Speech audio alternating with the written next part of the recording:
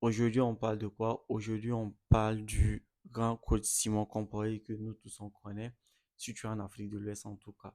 Et si tu comprends en tout cas le français, c'est quelqu'un de redoutable, c'est quelqu'un qui sait choquer, c'est quelqu'un qui sait comment aller chercher au fait l'émotion et faire réagir les gens. Donc du coup, nous allons réagir un peu à son contenu et voir si nous sommes d'accord ou pas avec ce qu'il propose. Bon, après tout, je donne mon avis et je dis ce que je pense sur ce gars-là, sur ce grand monsieur à qui j'ai du respect. Donc, sans tarder, allons-y. On va mettre des vidéos et une fois que la vidéo évolue, on va réagir au fait à la... S'il y a des enseignants qui sont pauvres, c'est qu'ils enseignent la pauvreté.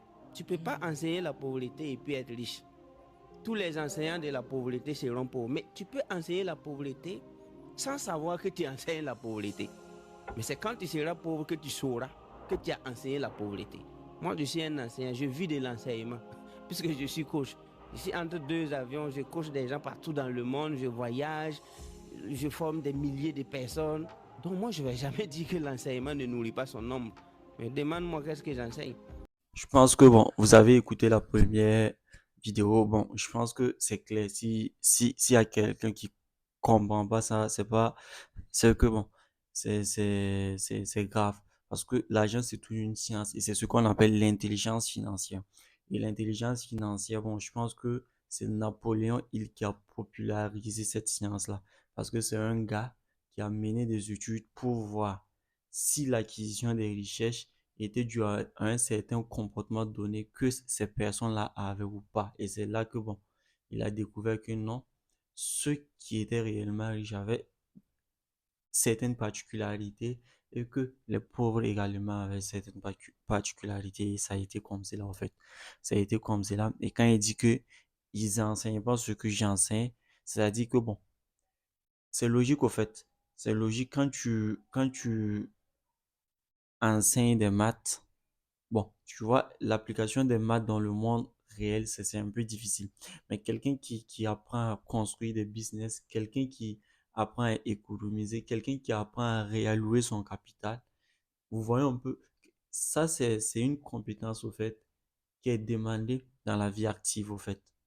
Et c'est pour ça que j'arrive à comprendre. Moi, j'arrive parfaitement à comprendre ce gars. Je sais pas, vous allez me dire ce que vous entendez par ancien pauvre et ancien riche. Bon, on peut également parler de Père riche, Père pauvre de Robert Kiyosaki. Si vous avez lu le livre, vous savez qu'il y a deux mondes. Il y a ceux qui pensent en termes de salaire et il y a ceux qui pensent en termes d'investissement, en termes de capital. Et c'est ce qui ressort dans cette vidéo que je viens d'écouter de coach Simon Ouedraogo. Donc, on part à la prochaine vidéo. Tu n'es pas riche et puis tu n'as pas le temps, mais tu es mort avec grand M, capital M. You are dead forever. C'est-à-dire, c'est à partir du temps que tu vas construire tout. C'est pourquoi je vous ai dit, the greatest thief of all the time is the one who steal your time. Le plus grand voleur de tous les temps, c'est celui qui vole ton temps. Et je vous ai même illustré que l'école est le plus grand voleur du temps ici en Afrique. Donc, la question que je te pose encore, quand est-ce que tu auras le temps pour... Et en fait, ici, je pense que ici, le truc, en fait, il faut savoir qu'il y a trois grandes équations. C'est le temps, c'est l'argent et il y a la compétence. Si tu n'as pas ces trois trucs-là, s'il y a un qui manque, c'est un peu bizarre. Et tu vas comprendre pourquoi. Quand t'as pas d'argent et que tu as du temps, il faut savoir que tu peux générer de l'argent. Là, ce que je suis en train de faire, cette vidéo YouTube là, j'utilise pas de l'argent pour le faire. J'ai juste mon téléphone que bon, j'utilise pour faire autre chose, mais je l'utilise également pour tourner une vidéo. Mais là, je suis en train de m'investir et j'investis du temps, pas forcément de l'argent. Est-ce que vous voyez un peu? Et peut-être que cette chaîne YouTube là, si je suis sérieux là-dessus, ça peut me générer des revenus. Ça, c'est un. La compétence, c'est quoi? La compétence, je parle parce que j'ai appris. C'est-à-dire, si j'avais pas appris, j'aurais rien à dire, en fait. Et c'est de ça également. Donc, vous allez comprendre l'équation. Et il y a également le troisième truc qui est là, l'argent. L'argent, c'est un accélérateur. Ça dit, si tu as un projet que tu as l'argent, ton projet va aller plus vite. Si tu as la compétence, bien sûr. Si tu n'as pas la compétence, tu vas investir dans des trucs foireux, on va te scammer. Donc, c'est un peu ce qu'il essaie de dire. Donc, utiliser le temps, investir son temps, peu importe le projet, pour générer du cash. Donc, si tu n'as pas l'argent, tu dois avoir du temps et de la compétence. J'ajoute ça. Ok.